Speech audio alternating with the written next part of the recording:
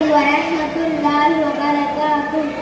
அன்பிற்கும் மரியாதைக்கும் உரிய உலமாக்களே, பெற்றோர்களே மற்றும் என்னுடன் பயிலும் மாணவ மாணவிகளே, உங்கள் அனைவருக்கும் என்னுடைய சலாத்தினை கூறிக்கொள்கிறேன். அஸ்ஸலாமு அலைக்கும் வரஹ்மத்துல்லாஹி வபரகாத்துஹ்.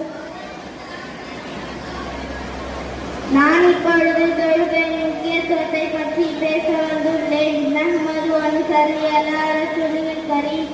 அம்மா பஅத். قال النبي صلى الله عليه وسلم الصلاة إمامة الدين. நபி ஸல்லல்லாஹு அலைஹி வஸல்லம் அவர்கள் கூறினார்கள், தொழுகை தீனின் தூணாகும். இது இஸ்லாத்தின் பெரும் கடமைகளில் ஒன்றாகும். பருவமடைந்த ஆண் பெண் இருவர் மீதும் கடமையாகும். இந்த கடமை மனிதன் மரணிக்கும் போதுதான் வடிவடைகிறது.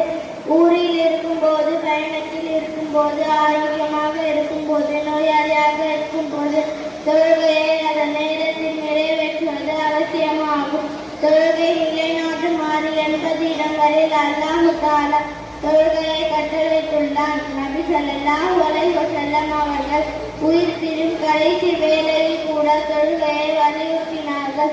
முஸ்லிம்களுக்கும் முஸ்லிம் அல்லாதவர்களுக்கும் மத்தியில் உள்ள வேறுபாடு தொழுகைதான். தொழுகை மானக்கேடான பாவமான காரியங்களை விட்டு மனிதனை தடுக்கிறது. மறுமையில் தொழுகை பற்றி தான் முதலில் விசாரிப்பான். அஸ்ஸலாமு அலைக்கும் வரஹ்மத்துல்லாஹி வபரகாத்துஹ்.